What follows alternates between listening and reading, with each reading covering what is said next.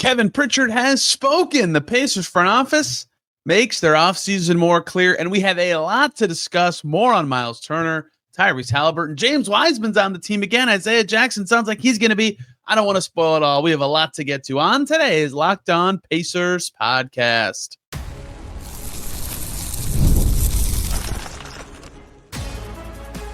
You are Locked On Pacers, your daily Indiana Pacers podcast. Part of the Locked On Podcast Network, your team every day.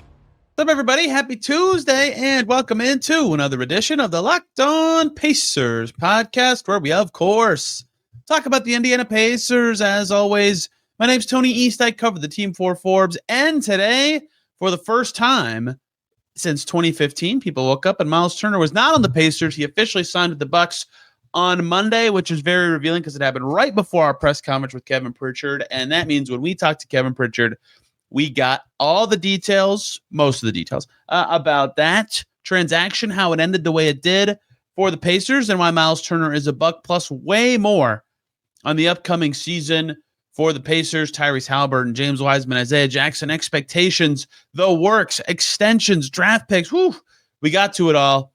Really appreciate Kevin Pritchard giving us over 30 minutes of time. Okay, the biggest part of this and the most intrigue by far was the Myles Turner aspect of this, that Haliburton's injury influence, how much the Pacers were willing to spend. How did this happen? That he left when all the suggested signs were that he was going to be back, and now he's on a division rival. They get nothing in return for him. How did this happen? Pritchard did clarify they were willing to go into the tax for him, which was, strongly indicated before free agency as a suggestion as well. And on top of that, he mentioned that their total team salary, this is my interpretation of what he said, would have been pretty close to the second apron with everybody in the mix. I can't remember how close I had them at one point, but if they get to $11 million over the tax, which I remember having them at one point, they would have been within $10 million of it, and that's without using any MLE or giving Isaiah Jackson more than my initial projection. So I think it is reasonable to say that had they signed Myles Turner to a deal that many projected and done that, they would have been close to that. And so the fact that he had that projection off the dome and said that they were willing to do so, I do genuinely believe that that is true. If Myles Turner leaves for nothing, that should change their calculus. But they were willing to spend for him, and yet they did negotiate, and it didn't start, with a quick agreement, and that opened the door for the part of the story that I think was the missing link for a lot of people. And here's why I think it was the missing link. I kept mentioning, like, soft launching my two theories on how this could have ended the way it did for the Pacers. And I did that because, I said this last week. I said, look, this doesn't, like, there's always stuff we don't know, but, like, these front office people aren't stupid. Like, they're not dumb. They're not like, oh, well, it's okay if we lose this good asset for nothing, right? Like, something happened that we don't know. And I said on this show yesterday, Derek Schultz and I were talking about this, like, is it possible or even potentially the most likely outcome that Myles Turner just wanted to leave at the end for some reason?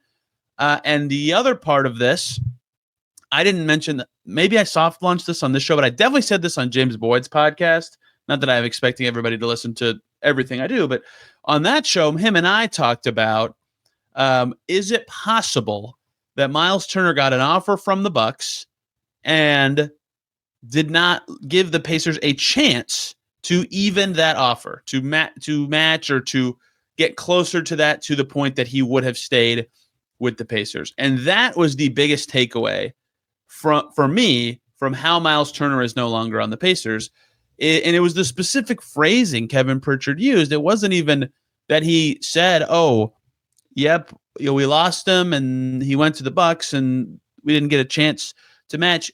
When he was talking before anyone asked about the specifics of his departure, he said, quote, we were deep in conversations with Myles, and then we saw that he'd accepted an offer with Milwaukee. Let me read that part that I think is interesting again. We saw that he'd accepted. Saw really hit me. I was like, whoa. And he did confirm later that they found out as a team that Myles Turner was heading to the Bucks from that Shams tweet, from that negotiation, that Myles Turner would not be returning. And so my theory, when we got details, some of which were all over the place to the point that they were hard to use perfectly, but about the negotiation part of this, right? What the Pacers allegedly offered, what we know the Bucks landed at, and we'll actually have more to talk about there because they actually got more from the Bucks than initially reported. Was that, okay, what happened? Because that gap isn't that big. Like, it's not crazy to me that the Pacers would have offered what the Bucks did. Why didn't they? If they were so close, right? I said that last week. If they were so close, it's crazy to me that they wouldn't just go a little higher as opposed to losing him for nothing. That would be the why, is they did not get a chance to. And so there's two reasons that would happen. Well, there's three. Let me walk you through Tony East's line of thinking. You can land wherever you want here. The easiest interpretation is just that he got the Bucks offer and he took it because free agency moves really fast, right? I tweeted this today because people tweet all the time, who is this team bidding against? How did they spend so much for this guy? Well, you just never know when space is going to open up. Like the Bucks did this out of nowhere, and that's part of the surprise for the Pacers. Not only is that he left, but that they didn't, I don't know how many people saw this coming with Milwaukee specifically.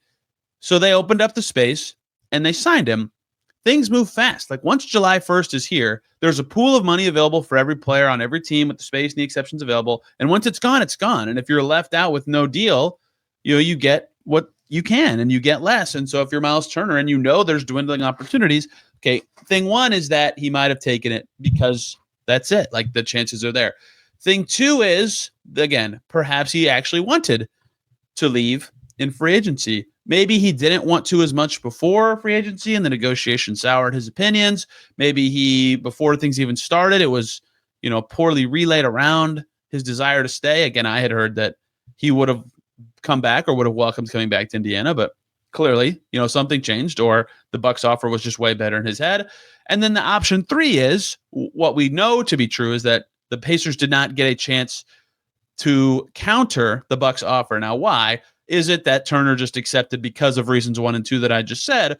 Or is there another factor of this that could be the Bucks saying, look, we're offering you this now, but if you go back to the Pacers for a counter, this offer is gone because the stuff we'd have to do to get you, getting out would be like very embarrassing for us if we don't actually get anyone in the door for it, as in trading Pat Connaughton, stretching Dame, all this stuff.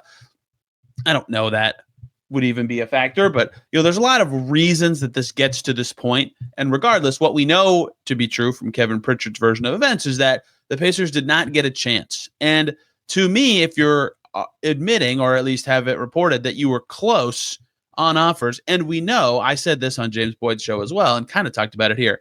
We know other teams in the league value Myles Turner in the mid to high 20 millions because the team signed him to that contract. Like they could have just traded him in the future to get under the tax if the tax was some barrier, right? And they know that this isn't a surprise. That none of this stuff is new news to them. So they know what the opportunity was, and that is why I keep saying they're not stupid. Is because if he signs with the Bucks and gives them no chance to match the offer or consider what they would do, there's nothing the Pacers can do about that, right? I did mention this last week. This is the first time ever, Myles Turner's been in the NBA for 10 years, that he's ever been an unrestricted free agent. This is the first time he has full autonomy over where he goes in the contract he signs, right? When he renegotiated and extended with the Pacers, he could only do that type of deal with the Pacers. His first contract with the Pacers was a rookie scale deal by being drafted. His second one was a rookie scale extension that he could only sign with the Pacers at the time. This was his first time that could have been the case. And so it's still a little kind of odd that a good starter on a great team ends up in this reality where they're, in this tough negotiation and offers are coming in from elsewhere on the second day of free agency. But I understand how the Pacers could, unfortunately, end up in a very tough situation there if they did not get a chance to match the offer. And if Myles Turner truly didn't want to come back or, didn't want to come back once he got that offer from the Bucks. Like, what are they supposed to do if he just leaves? Especially if they're offering what they'd consider reasonable and didn't get another chance, right? So this is all stuff I wondered because it seems like such a reasonable outcome given everything we know and given how this actually ended up because, again, these people are not dumb.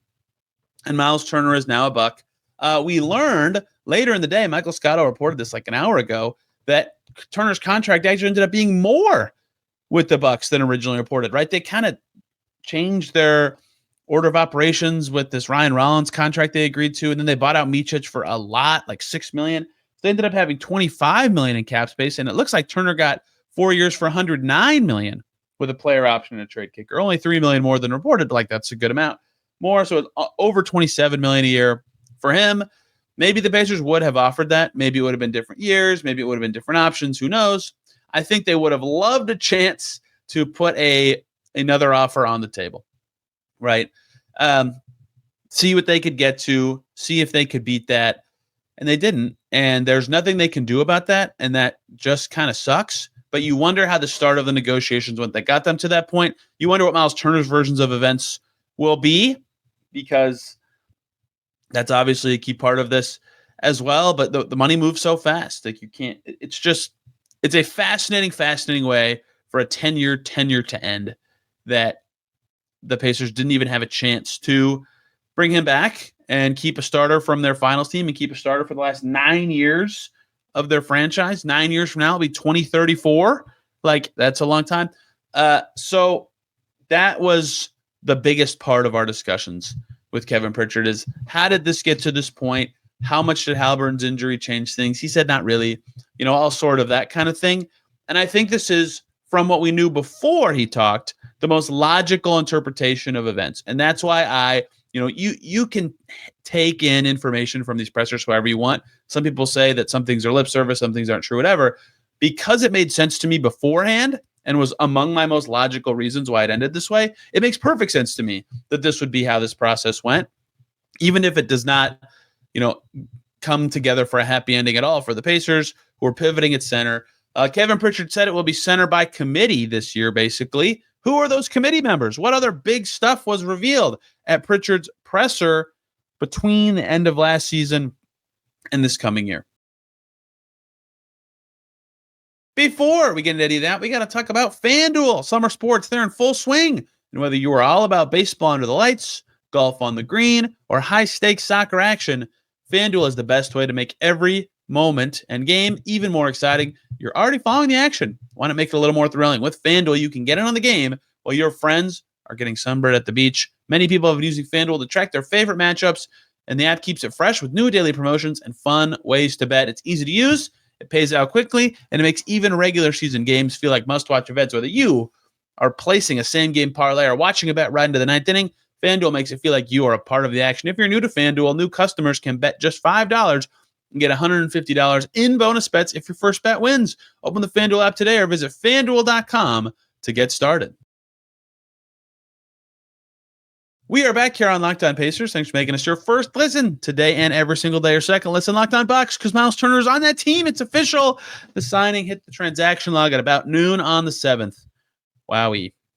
Turner's block signage is down. I went back and looked at young videos of him talking about that program. It's crazy to see how different he looks. Myles Turner is a Milwaukee Buck. We will potentially, if new information or drastically different information is revealed, talk about what he says at his press conference. I assume he'll have one. It's a pretty marquee signing. So we'll see where that goes. But that is the interpretation of events from the Pacers on Myles Turner, who is no longer on their team. Okay, let's talk about players who are on the Pacers now. On the way in, he's back. James Wiseman returning to the Pacers. Kevin Pritchard just said, I don't think I've ever had a signing announced that way. Before the reports from a newsbreaker, before an agency tweeted it out, before the Pacers tweeted it out, Kevin Pritchard just said it. Yeah, they're signing James Wiseman. They signed him later in the day.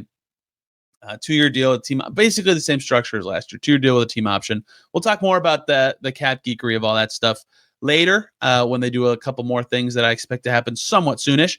So James Wiseman is back. All right, I guess. So someone actually commented about this on YouTube yesterday for me, and I predicted before talking to Kevin, like, I don't really know if they'll do that. I in my head on the unlikelier side. So I will admit why I did not expect this is because of the way Isaiah Jackson was trending, right? He got the qualifying offer. That suggested to me he'd be back with the team. It's just how restricted free agency works for guys at that talent level. And so I did not think that the Pacers would be willing to bring back two centers who were coming off of Achilles tears and would be huge unknowns into their rotation, especially after they lost their starter. But that's the main driver of why I thought that, because outside of that, why not, right? Like, as next year transitions toward a little bit more of the blend of development and winning. Wiseman certainly falls a little bit more into that category, even more so than last year, right? Like, honestly, Wiseman makes more sense this year than last year. I've never been as high on him as everybody else. I think that's been pretty clear from listening to me for years. But it does make I do understand it. He's huge. He's been rehabbing in Indy since the injury. They traded him away, obviously, to Toronto back in February. Used the trade exception they got from that to bring in Jay Huff, and then just brought back James Wiseman. That's all a kind of funny string of transactions. So why not, right? Why not? If they know him better than anyone right now because the rehabs happen in their facilities, right? And I think that certainly helps them know what they're getting and know what he could look like to start the season or around the start of the season. First note there would be Thomas Bryant. See ya. I mean, that's probably just there's too many guys in the mix now. Jay Huff, Tony Bradley still under contract. James Wiseman's still under contract. We'll talk about Isaiah Jackson in a second. There's just not room for Thomas Bryant. I will not be talking about him again on this podcast unless something changes that makes more sense for him to be back. But we'll get more into James Wiseman on a later show because point 2 at the center rotation is Isaiah Jackson. It was very funny to hear Kevin Pritchard mention a center from their previous team that they may be considering bringing back. And I said later, because it could have been Thomas Bryant, I said, is that Isaiah Jackson? He said that was a good guess. And so nothing there yet officially. I think Kevin Pritchard called it close. I've heard that from other people as well. The buzz is that Isaiah Jackson's in Indy right now. So I'd imagine, I mean, every sign was already there once they gave him the qualifying offer, but it seems very, very, very, very, very likely, given that he's a restricted free agent, that Isaiah Jackson will also be back with the Pacers. We'll talk later about the roster ramifications should he be signed, which, again, I'm now expecting, but I also expected Turner to re-sign, so you never know. Regardless, if he's back and Wiseman's back and Huff's back and they have Bradley under contract, that's the center by committee stuff that Pritchard was talking about. That's a young group, right? Jay Huff, I think, is the oldest player of that group. So it's a 26 and under crew trying to figure out what they are. I suppose it's a blank slate to figure stuff out, right? Let those guys show what they can do. And welcome back to the Achilles guys who have again been rehabbing in Indy. Basically got hurt around the same time. So I would wrap up that discussion with, I'll be very curious how healthy they are to start the season, right? Remember, Jahlil Okafor, he did play a game for the Pacers this past season. I've mentioned this on the show many times. He was with the Mad Ants. We were talking to him about after his first or second game. He tore his Achilles in 2023, might have been late 2022. He told Dustin Dopirak and I, when we were interviewing him, that it took him 9 months to play games again, right? Which is actually pretty fast for an NBA recovery. Like, I think we're already past 9 months for these two guys. No, we're not. No, we're not quite there. I think next month is 9 months for Wiseman and Jackson. I'm just going to lump them as basically getting hurt on the same day, even though it's 2 weeks apart. But it took Okafor a year and a half to feel like himself when playing. For Wiseman and Jackson, that would be like almost the end of next season, right? That's pretty close to that time. So we will see. Like, they might be ready to go opening night, don't get me wrong, but I'll be very curious how good they are, right? And that's why I was very not expecting them to go with 2 post-Achilles guys, but if they like them, and again, they've seen their development and rehab closer than absolutely anyone, okay, I understand that. And I understand why they would choose that. So that is the center update. If/when Isaiah Jackson signs, we will dive a little bit more into that position and how many centers they should keep, given the injury situation going on there, but also the rest of their roster situation and what I think they should be doing with some of their back-end roster spots. But if they have 2 coming off Achilles tear centers in their rotation, that does, in theory, change the calculus for what they'd want at certain spots. The other tiny roster / contract thing was the question about extensions for Ben Mathurin and Aaron Nesmith. I got a kick out of Kevin Pritchard talking to Dustin Dopirak and saying, man, can we breathe for 24 hours? The season barely ended. And Dustin just goes, no. That was great. He said it doesn't sound like they'll rush on those things. They shouldn't be, right? They'd have time on both.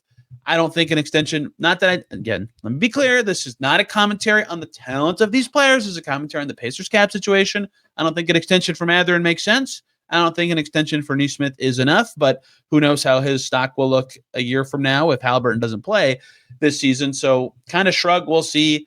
Mathurin is actually eligible for an extension right this second. Paolo Banchero got the first of the second, Jabari Smith, the second of the 2022 class extensions done yesterday. Neesmith is not eligible for an extension until October 1st, but it's in this offseason. It's all they talk about it now, whatever. So that is the final roster thing, but he said doesn't sound like a rush there. I would put the odds of both happening pretty low. I suppose both have reasons they could happen. I'll do a show on extensions later in the offseason, but that was the last roster building thing we heard from. Talked a little bit more about Neesmith and Mathurin in that answer. Okay, let's talk about Tyrese Haliburton. What was said about his timeline, what it means for next year's season, and of course, draft picks. The Cam Joneses, the Taylon Peters that Kevin Pritchard also talked about on Tuesday.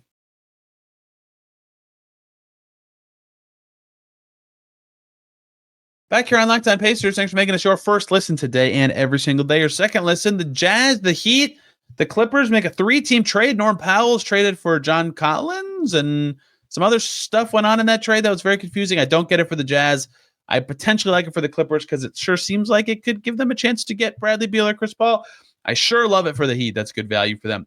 Those shows will have more on that trade with some good players. Like I made the case on Locked On NBA early last season that Norm Powell should be an all-star. He was making everything. I don't believe that anymore, but he was at one time playing at that level. Okay, I just said Kevin Pritchard's comments from Tuesday. It was on Monday.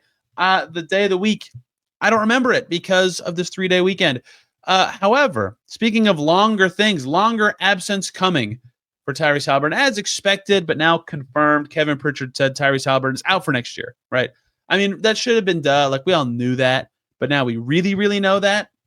Like, he literally got hurt the last possible day of the season in Game 7 of the finals. If you use that 9-month timeline that I used for Okafor, and I'd call that extremely conservative in the NBA world, that would be, June 22nd injury would be March 22nd. There's 3 weeks left of a season. What are you doing? What? And if it takes a year and a half for the guy to feel normal, just wait till the start of next season. We all knew this. Now it's official. The most direct thing would be obviously if he's out for the season and independent doctors agree, the Pacers could apply for the disabled player exception. That would give them another salary cap exception at the same value as the mid-level exception, just over $14 million. That is more about flexibility, right? They could use that instead of the mid-level. They could use that to help generate trade exceptions. There's all sorts of ways that having two versions basically of the same exception could provide them value. That said, Tony's going to be dorky and pedantic. Right now, with no deal for Isaiah Jackson and Cam Jones, they are $15 million from the tax. Anything for Isaiah Jackson over the minimum plus Cam Jones would probably mean they can only spend like 10 or 11 million of either the MLE or the disabled player exception without going into the tax. So don't go out there talking about how they could spend 14 million all at once. They probably can't without another move, but they absolutely should apply for the disabled player exception. Why not have that flexibility, right? It makes all the sense in the world. We'll see where Jackson and Jones come in, or if the Pacers do anything else. Bradley's cap hit could drop a little bit too. But that is their current spending reality. Tyrese Haliburton's out for next season. That was known. Now it's really known. And that's why I started my questions the way I did. I kind of went on the assumption there, but I was wondering how the Pacers kind of view their plan, especially as it changed for the coming season and the one after that, right? That's honestly the one I think fans would be more interested in is 2026-27. What does that look like for the Pacers, right? And for the coming season, of course, Pritchard said, you don't replace Ty. If you do, it's a collective, right? That they always talk about ecosystem. They always talk about how everybody is involved in their success. That's undeniably true. We all saw the playoffs. But he acknowledged two things about the coming season, that the East is worse, but the Pacers are worse, right? So those dynamics kind of together will be really interesting. His hope, Kevin Pritchard's hope, is that the Pacers will be written off because he feels like they exceed expectations in those moments. So that sort of sounded like a spunking rallying cry to some extent. I have still made the case that even though obviously it makes good sense for them to, let's say, be very liberal with recovery times next year and maybe make the decision to play some younger guys in rotational decisions, it's very hard to in practice have a gap year, like especially when you have good players in your team who are extension eligible now and or in the future, right? Mathurin's playing for a contract. Neesmith's playing for an extension. Siakam could be playing for an extension. I haven't actually counted everybody. There could be, Obi Toppin could be playing for an extension. Who else? I mean, there's a lot, right, of guys whose new deals they could become extension eligible next year. Yeah, Jarris Walker and Ben Shepherd entering years of extensions. Those are obviously young guys anyway, but a lot of not young guys are playing in a way that they could be extension eligible the next year. They want to play well, right? It's going to be hard to truly sit them unless they're actually hurt, right? So I think the Pacers will probably try to win with what they have. That makes the most sense given their trajectory. But, their over-unders have been listed at like 39.5. I'd put it a little above that myself right now. We'll see where that lands. But Haliburton out for the year. They think it's going to take a collective effort to replace Haliburton from everybody.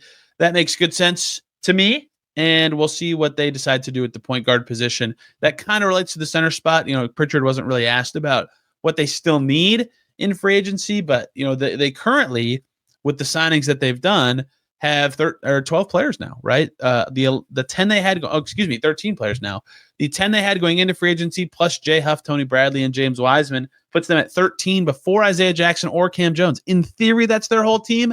I will talk about why, if Isaiah Jackson is signed soon, why that's not maybe totally their whole team. There's still a lot of wiggle room for debate. I talked about some of that with Quentin Jackson on the Summer League preview show, but that is, in theory, where they're at, right? And so they kind of still need a point guard. If it's just going to be McConnell and Nembhard, maybe you view Cam Jones as a ready-to-play point guard, and perhaps that's possible. Perhaps he's really good. I would think they'd want to vet, right? Give Cam Jones G League time to develop in year one. That's typically the case for a high second-round pick, but we'll see. Obviously, that is up for interpretation. We'll see where that lands them. And that brings me to the final point. Obviously, they like both of their draft picks. They would have not have picked them if they did not like them, but Kevin Pritchard likes the draft picks. Talon Peter in the door. Cam Jones in the door.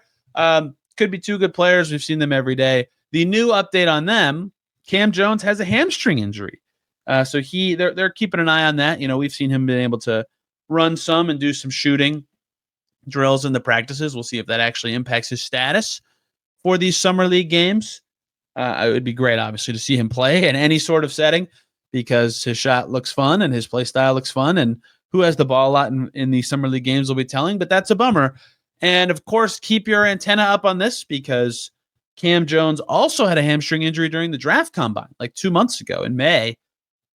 I don't know if it's the same leg. We didn't get any more clarity on what the injury specifically is, but just something to register. Hamstrings for this kid. And it's always so tricky in these times because these rookies go from, someone, I think they were like ranked as an undrafted guy, but somebody tore their Achilles in a pre-draft workout, I believe with the Spurs. And they went from, they go from college season straight into workouts and the combine and workouts, and you're flying everywhere. Like kids are going to get hurt every year. So maybe it's nothing, maybe it's something, but keep an eye on that. I think it'd be great for the Pacers to see him play every so often. And that, to me, is the big takeaways of the Kevin Pritchard presser. They might have paid the tax. They would have gone over it had Turner possibly returned. They would have kept Turner, but he didn't give him a chance. Tyrese Haliburton's not playing next year. James Wiseman's on the team. Isaiah Jackson's probably going to be. Did I miss anything? They like the draft picks. Extensions, not the likeliest thing. You can watch the whole thing yourself. The Pacers posted it in many places. Very fascinating. And again, I appreciate him taking that much time for us in these scenarios. I did ask if how Haliburton felt about Turner's departure. Kevin opted to keep that as a private thing between him and Haliburton, which that's fine. We'll ask Ty at some point. Maybe he'll feel the same way, or describe it the same way. But I'm very curious about that part of it. So the last piece of the puzzle, what does Myles Turner say about the negotiations, if he's even asked about it? Where does that land him? He is a Milwaukee Buck. The Pacers now move forward. Tomorrow on this show, pending. I mean, every day is pending, right? If they make a big trade, if they make a signing, we'll talk about that. So if they make a signing, we'll talk about that. We'll talk about the position of that player, all that. I could talk more on Wiseman and Jackson and the center spot and another need for a point guard.